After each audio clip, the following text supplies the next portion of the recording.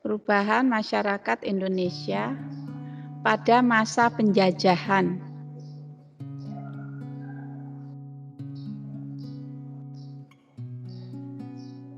Pada masa penjajahan sampai tumbuhnya semangat kebangsaan.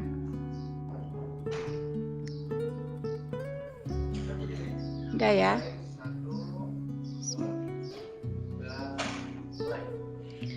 Bismillahirrahmanirrahim. Assalamualaikum warahmatullahi wabarakatuh. Mana suaranya anak-anak?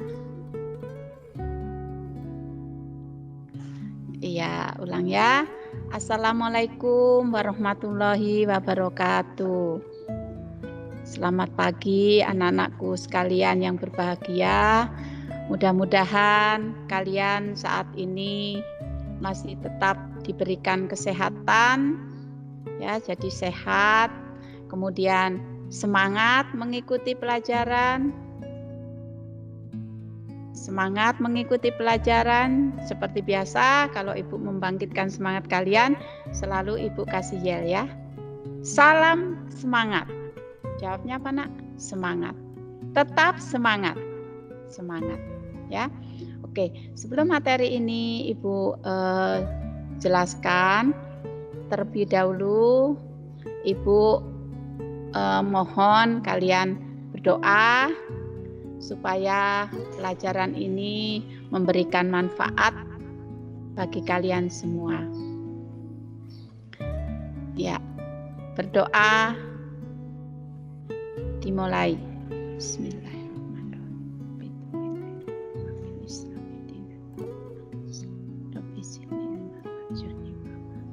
Amin. Ya. Anak-anakku sekalian, kita berjumpa kembali ya di semester ini karena kalian sudah PTS, tentunya kalian sekarang menghadapi untuk PAS ya, materi untuk penilaian akhir semester. Bagaimana ini sudah hadir semua? Sudah hadir semua, sudah siap ya dengan pulpen, buku-bukunya mohon disiapkan ya. Ini biasanya yang rajin saya lihat di grup itu Bintang. Ada Bintang? Ya, Muhammad Gibran itu rajin juga. Ya. Kemudian Manda. Ada Manda, sudah siap Manda? Yemima siap? Ketua kelas kita Renaldi yang kalem. Ya, Renaldi kalem sekali, Renaldi ketua kelas kita. Udah hadir nak ya? Ya, oke. Baiklah, ya. Materi ini sebenarnya sudah Ibu ulas ya, ulasan waktu PTS. Karena materi sudah untuk PTS itu sudah selesai, kemudian pembahasan soal di tugas-tugas ya, kemudian masih ada waktu, jadi Ibu sudah berikan secara globalnya ya, jadi garis besarnya. Nah, tentunya sekarang Ibu mau mengingatkan kembali. Ya, mengingatkan kembali.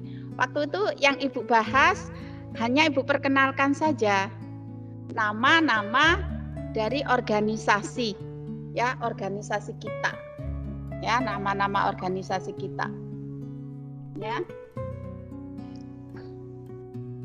Nah, sekarang masih ingat enggak, ya, Pangeran Diponegoro, ya, Pangeran Diponegoro.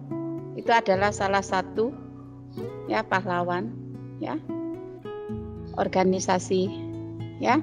Nah, Pangeran Diponegoro pada saat ya Pangeran Diponegoro, bagaimana beliau bisa ya dengan suatu semangat di mana beliau itu waktu itu bagaimana anak-anak? Bergerilya, ya bergerilya. Walaupun sakit, beliau tetap bergerilya, semangat, ya. Jadi beliau itu sangat semangat sekali bergerilya. Kemudian ada Cut Nyak-Dien, ya. Jadi banyak sekali. Waktu itu nama-nama organisasinya apa aja, Nak? Budi Utomo, ya kan? Iya, nah itu untuk mengingatkan kembali. Jadi nanti akan Ibu ulas secara gamblangnya, ya. Nah, sekarang yang Ibu bahas hari ini adalah judul tetap ya, perubahan masyarakat Indonesia pada masa penjajahan sampai tumbuhnya semangat kebangsaan. Tetapi waktu 2 minggu yang lalu itu Ibu hanya perkenalkan secara garis besarnya ya. Jadi nama-nama organisasi. Nah, ya, kedatangan bangsa barat ke Indonesia.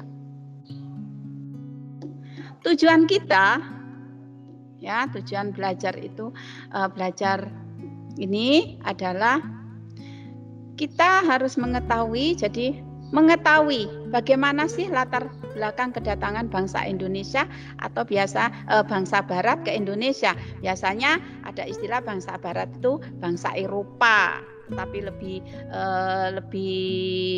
mudahnya itu bangsa barat, yaitu bangsa-bangsa Eropa. Kalau kita termasuk apa, Nak? Barat. Bukan ya, kita Asia.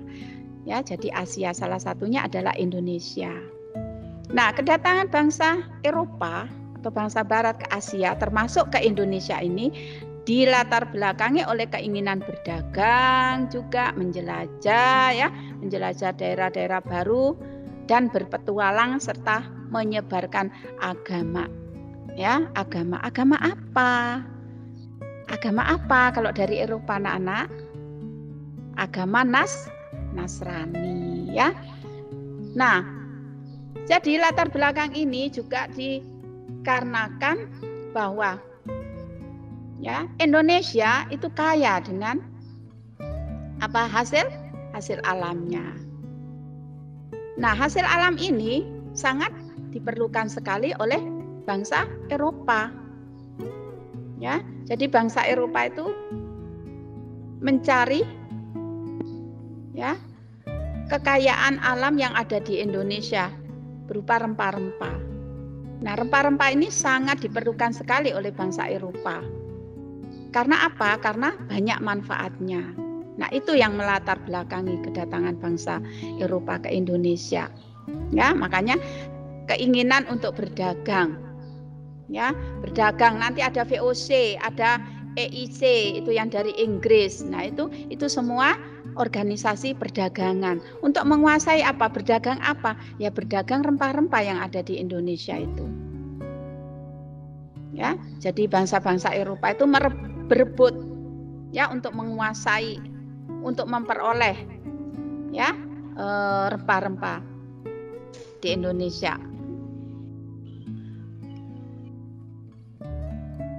Nah, kemudian di sini dalam imperialisme kuno menguasai daerah baru itu dimaksudkan untuk mendapatkan 3G, yaitu gold, glory, dan gospel. Apa gold itu? Gold itu emas, Nak. Ya, nah ini adalah contoh rempah-rempahnya. Inilah yang dicari oleh bangsa Eropa. Ya, jadi ini imperialisme kuno ini penguasaan mengenai perdagangan. Ya, gold adalah emas. Jadi, bangsa Eropa datang ke sini tujuannya untuk memperkaya. Ya, jadi goalnya itu untuk memperkaya ya bangsanya. Kemudian glory. Glory itu adalah kejayaan. Jadi pengen jaya. Ya, tujuannya itu supaya jaya bangsanya itu. Kemudian gospel. Ya, gospel itu menyebarluaskan. Jadi mempunyai 3G. mempunyai tujuan 3G. Nah, gospel ini selain perdagangan juga ingin menyebarkan, ingin memperluas ya agama, membawa agama diperluas ke daerah Asia, yaitu Indonesia. Agama apa? Agama Nasrani, agama Kristen, ya, yang disebarkan ya di wilayah-wilayah daerah di Indonesia. Ya, jadi kalau ada agama Kristen itu berasal dari bangsa Barat yang ke Indonesia ya menyebarluaskan agamanya. Itu salah satunya ya yang melatar belakangi. Jadi memotivasi 3G. Salah.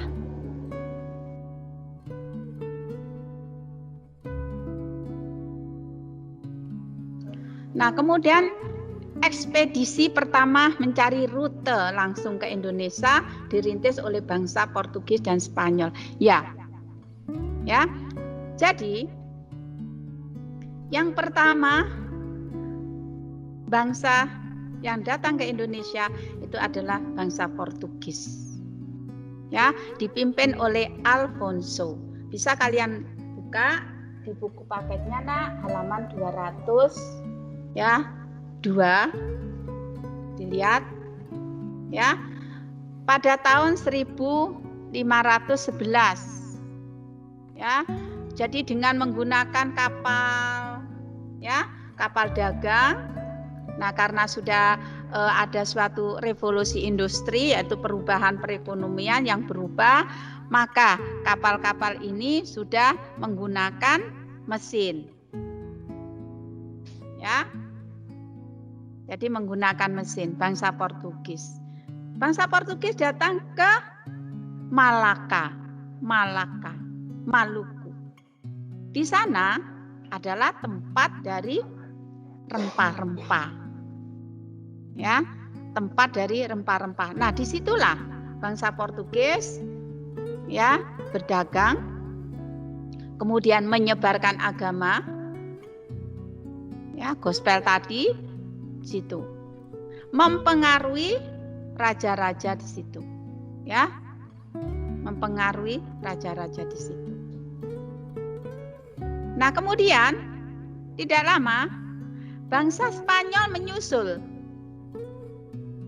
Ya, jadi bangsa Portugis belum keluar, bangsa Spanyol menyusul. Pada tahun 1523 bangsa Spanyol. Tujuannya sama. Nah, bangsa Spanyol datang disambut baik oleh rakyat Maluku. Kenapa? Karena rakyat Maluku ingin mengusir Portugis dengan menggunakan Spanyol. Bangsa Spanyol. Nah, akhirnya bangsa Spanyol ya mendekati raja-raja yang ada di sana. Ya, di Maluku. Nah, kemudian karena Portugis dan Spanyol tidak mau keluar, maka ya Portugis dan Spanyol membuat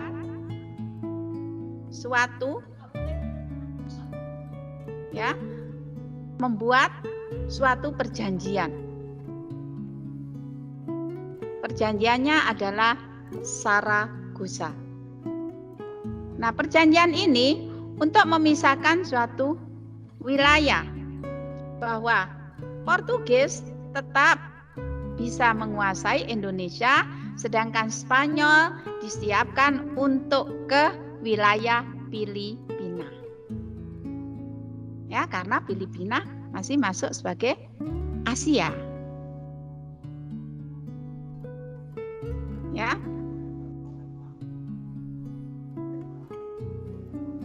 Nah, kemudian pada abad ke-17, jadi Spanyol, akhirnya Inggris pun datang.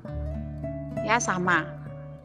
Inggris juga ingin mengembangkan pengaruhnya mengenai perdagangan di Indonesia ini. Jadi Inggris sudah mempunyai organisasi perdagangan. Namanya EIC, ya, East, ya, Indian Company. Ya. Nah, tujuannya sama. Jadi Inggris itu juga ingin menguasai wilayah Maluku yang kaya akan rempah-rempahnya. Ya, jadi ingin menguasai kaya akan rempah-rempahnya. Kenapa? Karena rempah-rempah itu sangat bermanfaat sekali bagi negara atau bangsa Eropa, bangsa Barat. Terutama untuk apa? Ya, untuk mengawetkan makanan. Kemudian untuk campuran bumbu masak. Ya. Nah, yang tidak kalah pentingnya untuk apa? Obat. Untuk ramuan. Makanya dikejar. Ya.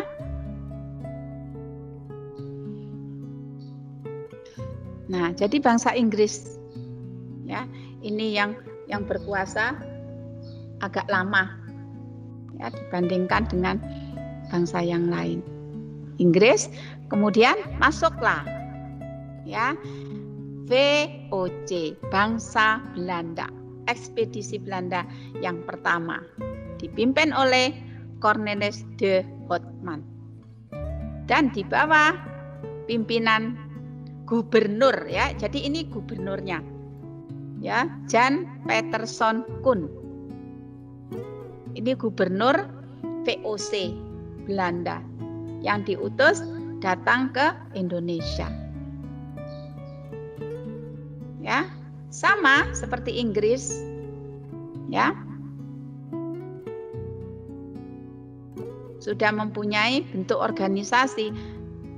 Jadi bangsa Indonesia itu menjual rempah-rempahnya tidak boleh keluar dari, ya, kekuasaan Inggris. Jadi harus dijual di koperasi Inggris itu, yaitu EIC waktu Inggris. Tidak boleh menjual keluar. Jadi sudah ada koperasinya. Ya, jadi seperti bentuk koperasi. Kemudian Belanda pun juga, ya, VOC ini malah sangat besar, ya. Jadi VOC ini, Belanda ini dengan perdagangan VOC-nya, ya, menguasai, memonopoli perdagangan. Karena apa? Karena Belanda mempunyai modal yang besar. Berapapun bangsa Indonesia menjual akan terbeli.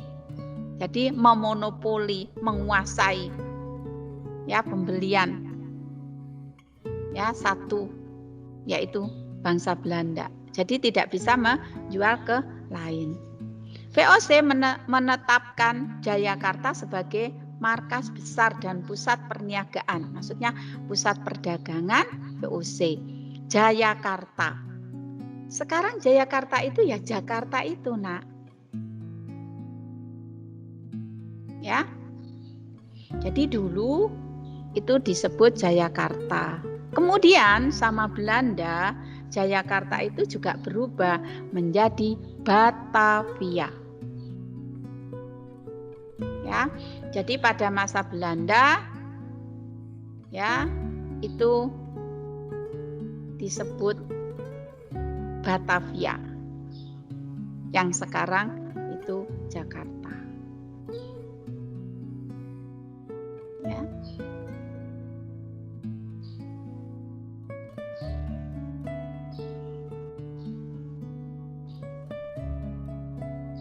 Nah, kemudian kondisi masyarakat Indonesia pada masa penjajahan bagaimana? Ya, kondisinya, kondisi masyarakat Indonesia ini pada masa penjajahan ini bagaimana? Nah, tentunya kalian akan tahu, ya, dari latar belakang sejarahnya itu kan kalian sudah melihat ternyata Indonesia itu kaya akan hasil alam, ya, tetapi yang menikmati malah justru orang Eropa. Kenapa? Karena bangsa kita tidak bisa lola. Jadi kita bersyukur ya berada di wilayah Indonesia. Kenapa? Karena daerah kita daerah tropis, mempunyai 2 iklim. Sehingga kebutuhan masyarakat Indonesia akan terpenuhi ya dengan dua musim itu, yaitu musim kemarau dan musim hujan. Tetapi kalau bangsa barat, bangsa Eropa mempunyai 4 musim. Nah, disinilah ya salah satunya ya yang melatar belakangi sebenarnya karena apa? Perbedaan ya, perbedaan iklim, wilayah, juga tanah. Ya, Indonesia tanahnya subur. Makanya ada lagu apa itu ya? Tongkat kayu ya, jadi tanaman. Nah, tongkat itu loh ya, ditaruh aja jadi tanaman. Ya, lagunya siapa itu ya? Itulah ya. Bukan lautan, hanya kolam susu. Nah, itu menandakan bahwa Indonesia ya adalah negara yang kaya akan hasil alam. Jadi kita bersyukur. Ya, kita bersyukur. Kenapa kita pelajari ini? Ya, supaya kalian tahu. Ya. Supaya kalian tahu bahwa Indonesia ini ya salah satu negara yang paling kaya dengan hasil alamnya. Nah, bagaimana kita sebagai bangsa Indonesia cara mensyukuri? Ya, bagaimana? Kita harus memelihara, menjaga. Kita gunakan tapi tidak kita musnahkan. Ya, jadi kita gunakan tapi tidak kita musnahkan. Maksudnya apa, Bu? Kita gunakan, setelah kita gunakan, kita tanam kembali, reboisasi. Hasil hutan Kalimantan. Ya, Kalimantan terkenal dengan hasil hutan, apa? Kayu. Tapi sekarang kenapa? Karena terlambatnya kita menanam kembali, reboisasi. Kita memusnahkan kayu yang seharusnya tidak ditebang, jadi ditebang. Itu memusnahkan. Sekarang kita reboisasi, penanaman kembali. Tetapi jangka panjang akhirnya perusahaan-perusahaan peliwet pada tutup, menunggu apa? Kayu yang besar, belum besar.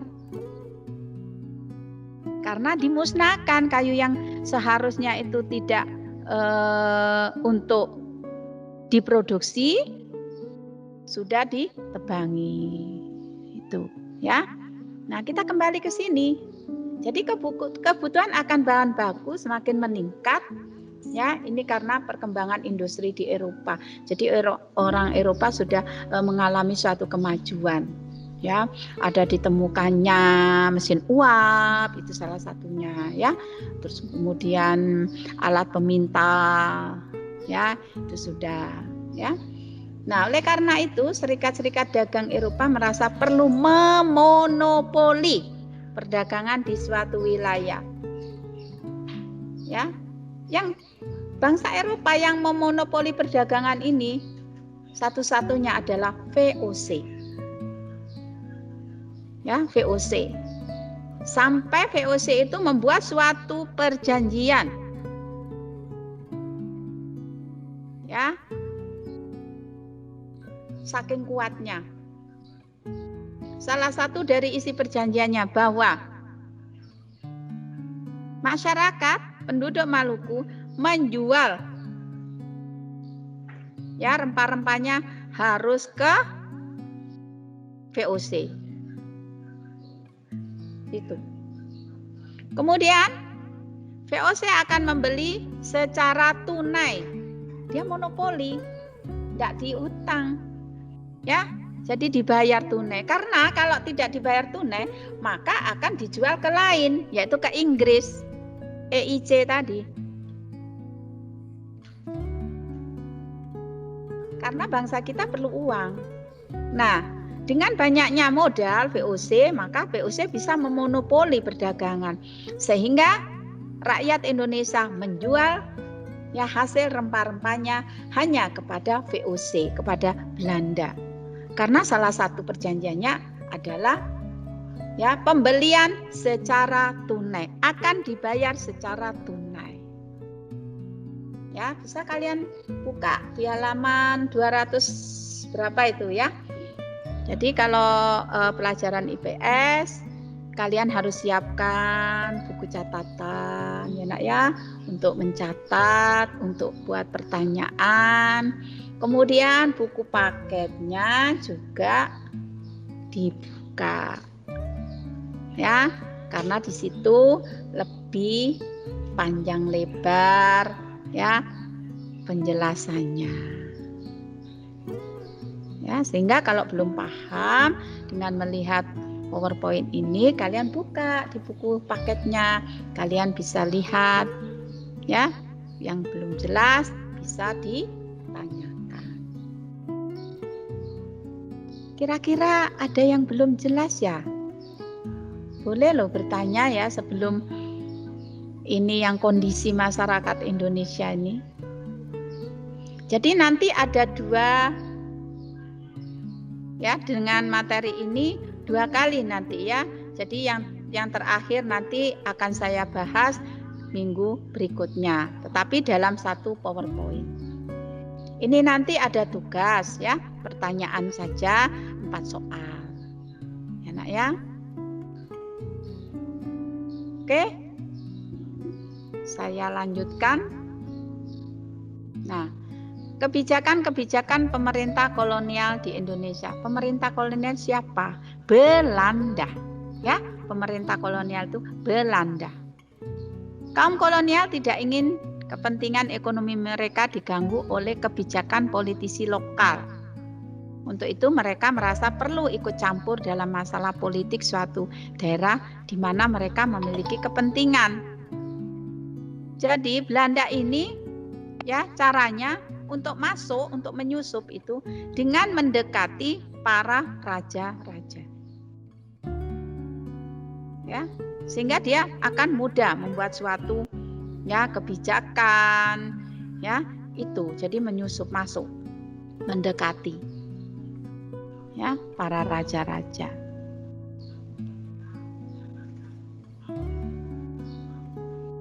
Nah, kemudian di sini dengan kondisi bangsa Indonesia pada masa penjajahan itu salah satunya pengaruh sewa tanah. Bayangkan saja, tanah milik bangsa Indonesia, tanah milik rakyat. Ya. Tetapi pada masa Raffles ini adalah bangsa Inggris. Ya. Nah, di sini pengaruh sewa tanah. Jadi tanah penduduk itu harus membayar pajak ke bangsa Eropa. Padahal milik kita sendiri. Itulah kenapa? Karena bangsa Indonesia ya pengetahuannya ya belum memiliki pengetahuan. Makanya nanti ada organisasi-organisasi ya seperti kemarin ada Budi Utomo ya. Nah, itu nanti ya yang akan memberikan pengaruh besar di dunia pendidikan supaya Indonesia tidak terjajah dengan ya memberikan pengetahuan. Itu tujuannya Budi Utomo, para pelajar. Jadi pada masa itu bangsa Indonesia harus membayar pajak ya kepada pemerintah Raffles. Ada sewa tanah. Bisa kalian buka di bukunya, ya, ngaruhnya. Jadi kita punya sendiri tanah harus menyewa. 50% dari tanah itu kita bayar sewanya. Kalau istilah pemerintahan kita itu apa, Pak? Apa, Bu? Ya mungkin kita membayar pajak PBB. Kita memiliki tanah dan bangunan. Kita harus bayar pajak PBB. Setorkan kepada pemerintah. Tetapi kan jelas, ya, jelas pajak itu digunakan, penggunaannya itu jelas, ya, untuk pembangunan kembali. Nah ini kalau pada masa penjajah ini bagaimana? Ya untuk kepentingan penjajah tadi yang goal itu, ya, mencari kekayaan di Indonesia, salah satunya ini, ya. Oke. Nah, kemudian perlawanan terhadap kolonialisme dan imperialisme. Ya, ini penguasaan mengenai perdagangan, juga mengenai pemerintahan, ya, pada budaya lokal, muncul berbagai tradisi barat yang kemudian berkembang dalam masyarakat pribumi, muncul, ya, budaya barat. Ya. Seperti kita ini sekarang ada ulang tahun tiup lilin kan karena itu. Ya, salah satunya, ya, budaya barat masuk, ya, jadi sangat berpengaruh sekali pada budaya kita lokal. Apalagi sekarang dengan apa nak majunya teknologi. Sekarang kalian, ya, sadar ndak sukanya lagu-lagu Korea ya? Nah itu jadi pengaruh, ya, budaya ini pengaruh. Ya, dengan kalian suka model rambut, ya kan? Nah, ini sudah mempengaruhi, ya, berpengaruh pada budaya lokal. Muncul berbagai tradisi bangsa Barat, yaitu tadi ulang tahun, tiup lilin, ya kan? Itu salah satunya, ya. Nah kemudian pengaruh monopoli, ya, ini, ya, Ratu Wilhelmina menuangkan panggilan moral ke dalam kebijakan politik etis karena, ya, terjadinya monopoli ini. Jadi ini ratu ini karena merasa, ya, senang, suka, ya, tinggal di Indonesia, maka mempunyai keinginan, ya, dalam bidang pengajaran dan pendidikan bagi bangsa pribumi di Hindia Belanda. Makanya pada masa Belanda itu banyak, ya, bangsa-bangsa kita itu yang pandai baca tulis. Sebenarnya tidak terlalu ini, ya, bangsa Belanda itu kalau untuk kita belajar itu sepertinya ada kesempatan. Tetapi yang biasanya orang tuanya itu masuk sebagai apa, ya, seperti kalau sekarang itu di pemerintahan.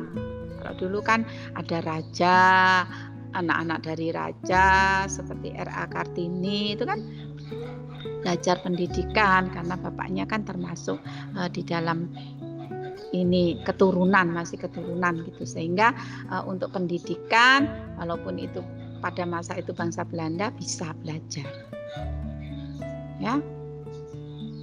Nah ini kedatangan bangsa Belanda juga pengaruh pada penguasaan para penguasa lokal, ya, tidak jarang secara langsung mencampuri urusan politik suatu daerah. Jadi dia ikut campur tangan, ya, mengenai politik suatu daerah.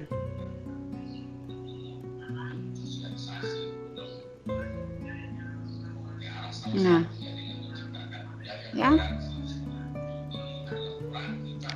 Kemudian pengaruh sistem tanam paksa, ya, pada masa Dendles, dikenal dengan kerja rodi. Siapa yang tahu kerja rodi itu apa? Kerja paksa ya. Mendirikan apa? Jalan. Ya kan? Mendirikan, membuat jalan. Dari mana? Anyer sampai ke Panarukan. Ini kerja rodi. Jadi bangsa Indonesia itu diambil, direkrut paksa, disuruh bekerja, ya, disuruh bekerja tanpa dibayar, ya, kerja keras ini kerja rodi itu, ya, tidak terpenuhi, ya, makan tak ada dikasih makan, ada yang enggak, ya, kalau kita lihat di buku-buku, di gambar-gambar kerja rodi ini kerja paksa. Memang jalanan dari Anyer ke Panarukan itu sampai sekarang kelihatan bagus sekali. Ya. Kita dijajah, penjajah membuat jalan, tujuannya apa ya jalan ini? Siapa yang tahu kenapa kok sampai membuat jalan ini? Untuk memperlancar perdagangannya. Ya, jadi ini peninggalannya sampai sekarang, ya, aspalnya itu betul-betul hitam, ya. Kemudian gedung-gedung, ya, ini kalau kalian gedung-gedung peninggalan, ya, zaman penjajah, sampai sekarang gedungnya masih tegak, masih kokoh, ya. Kalian ke Jogja, ya. Kalian ke Jogja, kalian ke Malioboro. Nah, itu ada kan simpang itu, Semrawut itu, ya, depannya istana, seberangnya ada bank, sekarang dipakai bank, kantor-kantor. Itu adalah peninggalan siapa? Penjajah, gedung-gedungnya itu, ya, begitu bagusnya, ya. Nah, itu di Jogja, belum lagi di Jakarta, belum lagi di Bandung, ya, gedung sate itu kalau di Bandung itu, ya, peninggalan penjajah, ya, masih kokoh bangunannya, masih tegak, ya. Kemudian di Semarang, ya, ada Lawang Sewu, itu peninggalan penjajah, dulu digunakan untuk apa? Penjara. Kenapa disebut Lawang Sewu? Karena pintunya itu banyak sehingga menyebutkan sewu. Itu hanya pintu aja, padahal pintu itu los, tidak disekat, ya, jadi pintu-pintunya aja. Itu peninggalan bangsa Belanda, begitu kokohnya, ya. Jadi banyak sekali bangunan-bangunan, ya, peninggalan, ya, penjajah yang masih tetap kokoh, utuh dan bagus. Kalau merenovasi itu mungkin hanya dicat, ya, itu saja. Kalau bangunan tetap masih kokoh, ya. Jadi di Semarang itu bangunan-bangunan bank apa, ya, selain Lawang Sewu, ya, itu banyak, ya, di Simpang 5 itu kan daerah Lawang Sewu itu di Simpang 5 situ, ya. Kemudian kalau di Jogja, ya, daerah seputaran kalau kita mau masuk ke Malioboro, ya. Kalau di Surabaya, ya, itu di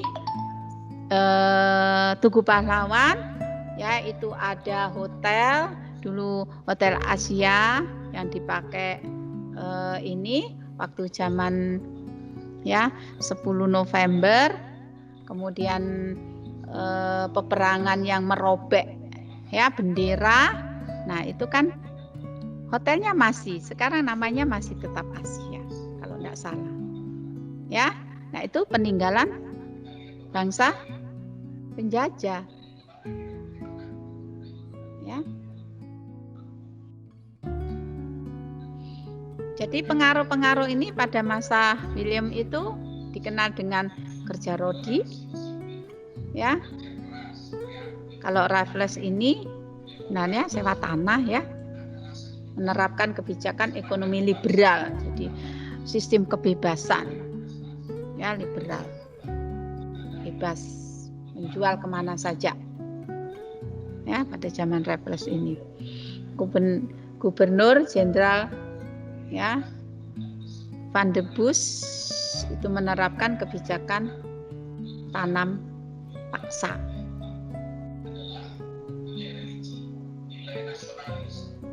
Ya. Nah, dengan mempelajari ini, kalian tentunya akan tahu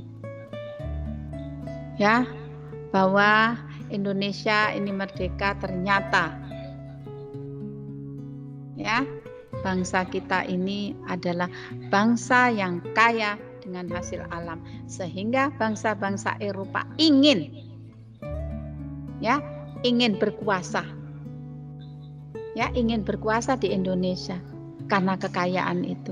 Nah, kalian ya sebagai penerus tentunya harus melestarikan, melindungi, bukan memusnahkan. Ya. Siapa yang bisa menyimpulkan ini kira-kira, Nak? Ya. Jadi untuk materi ini ya, hari ini saya cukupkan untuk A dan B. Ya, minggu depan itu sudah terakhir ya. Itu yang ke C. Ya, itu nanti akan dibahas kenapa waktu sebelum PTS itu Ibu sudah buat secara garis besarnya, itu Ibu perkenalkan nama-nama organisasi karena pasti kalian akan suka ya ngelihat pahlawan-pahlawannya. Makanya saya perkenalkan ya nama-nama para pahlawan ya. Nah, itu akan Ibu jelaskan pada minggu depan. Nah, sekarang dari apa yang sudah kalian pelajari, siapa kira-kira yang bisa menyimpulkan pengaruhnya apa ya, dilatar belakangi oleh apa ya? Nah, bisa Ibu simpulkan bahwa ya bangsa kita, bangsa Indonesia itu adalah bangsa yang besar. Ya, dengan wilayahnya kalau kita belajar ASEAN itu yang sangat luas adalah Indonesia. Dengan kekayaannya juga ya, hasil alamnya semua ada di Indonesia. Ya. Nah, mengapa bangsa-bangsa Eropa itu ya ingin ya datang ke Indonesia? Karena apa? Melihat kekayaan Indonesia. Juga ingin memotivasi gerakan 3G. Ya. Jadi goal ya, Gospen ya. Jadi 3G untuk kekayaan, mencapai kekayaan, untuk kejayaan ya, juga untuk menyebarluaskan agama ya. Nah, itu tujuannya. Jadi yang melatar belakangi itu, sehingga kalian tahu ya, dengan begitu kalian akan berusaha ya untuk belajar ya dengan semangat untuk mempertahankan Indonesia ini, bagaimana mengelola, tentunya kalian dengan pendidikan, ingin menjadi seorang wira swasta yang akan mengelola hasil alam di Indonesia, silakan ya, pelajari ya, belajar ya. Jadi kita lestarikan, kita lindungi, tapi tidak kita musnahkan. Ya. Jadi sesuai dengan bunyi pasal 33 ya. Ya, ayat 1, 2, 3 itu ya, bumi, air, ya, perekonomian bisa kita gunakan ya. Kita gunakan semaksimal mungkin, seluas-luasnya kita gunakan. Tapi kita gunakan dengan sebaik-baiknya, dengan manfaat. Ya, manfaat ya untuk bangsa kita. Bukan kita memusnahkan. Ya, tetapi kita manfaatkan. Ya. Nah, anak-anakku, kira-kira siapa yang belum jelas dan ingin bertanya? Ya, jadi kesimpulannya seperti itu. Silakan yang mau bertanya. Dihidupkan apanya ini, Pak Muhib? Bisa mikrofonnya ya.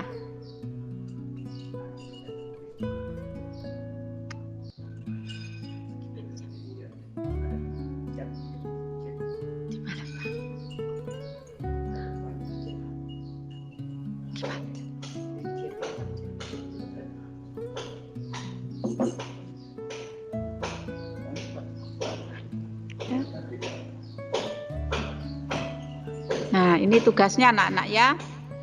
Jelaskan pengaruh monopoli dalam perdagangan pada masa penjajahan. Jelaskan pengaruh kebijakan kerja paksa. Kemudian bagaimanakah perlawanan terhadap kolonialisme dan imperialisme pada masa penjajahan. Nah, ini ya cukup kalian kerjakan ya, mungkin dalam bentuk PDF atau ditulis atau diketik ya, tetap dikirimkan lewat Google Classroom. Jadi jangan dijapri. Nah, kalau dijapri HP-nya Ibu ya, HP-nya Ibu ini nanti lelet kebanyakan ya. Karena berapa kelas ya? Berapa kelas? Jadi untuk minggu depan ya, kita pelajari nama-nama atau bentuk organisasi.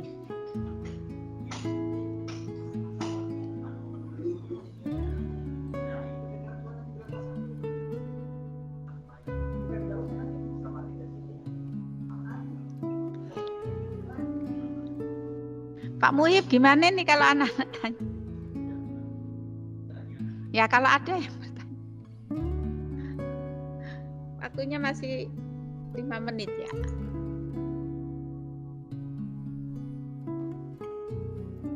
Silakan yang mau bertanya.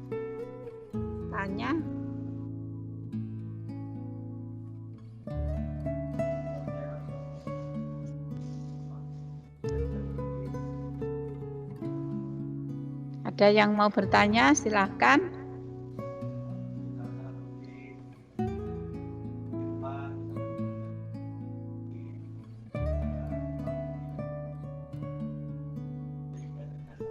Mana ini? Biasanya yang banyak bertanya ini kelas-kelas G. Kelas G itu banyak, kelas F ya.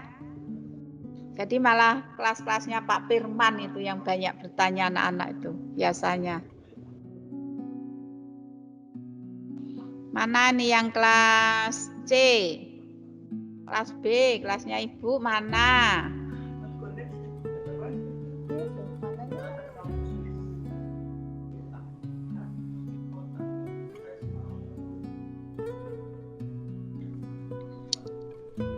Tidak ada pertanyaan? Kalau tidak ada, Ibu cukupkan sampai di sini.